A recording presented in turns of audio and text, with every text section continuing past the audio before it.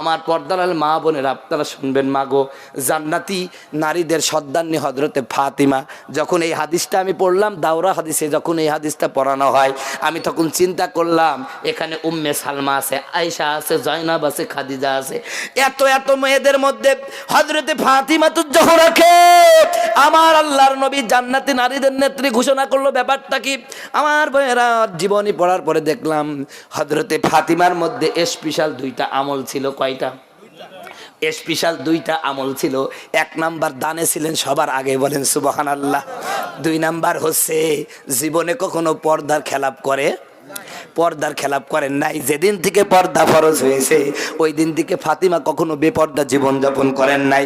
স্বামীর খেদমত করেছেন, জীবনে স্বামীর অবাধ্য হয় নাই।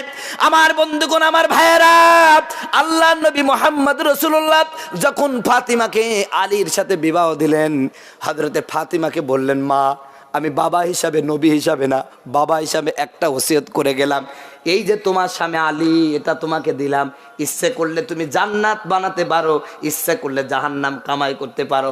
হযরতে ফাতিমা তো জোহরা বললেন, ইয়া রাসূলুল্লাহ বুঝতে পারলাম না, আমার আলী আমার জন্য জান্নাত, আমার আলী আমার জন্য জাহান্নাম, ব্যাপার কি?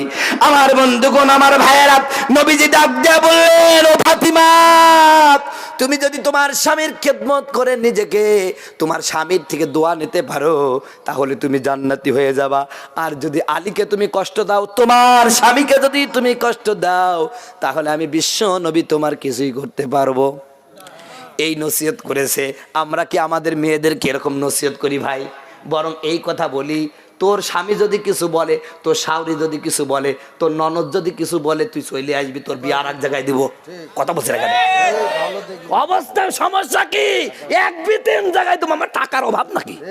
কথা বলছে না কেন? মেয়ে পাওয়ার পেয়ে স্বামীকে স্বামীই মনে করে না। আমার কথা মনে হয় অনেকের রাগ হচ্ছে, কিন্তু বাস্তবে এই কথাগুলোই। হযরতে ফাতিমাতুজ জোহরা নবীজির কন্যা, যার ব্যাপারে নবীজি বলছেন ফাতিমা আমার কলিজার টুকরা, যে ফাতিমাকে ব্যথা দেয় সে আমাকে ব্যথা দেয়। সুবহানাল্লাহ বলেন। সেই ফাতিমা বলছে, ফাতিমা এটা আলীকে দিলাম, খবরদার এর বদদোয়া নিস না, যদি বদদোয়া নিস আমি নবী কিছু করতে পারবো।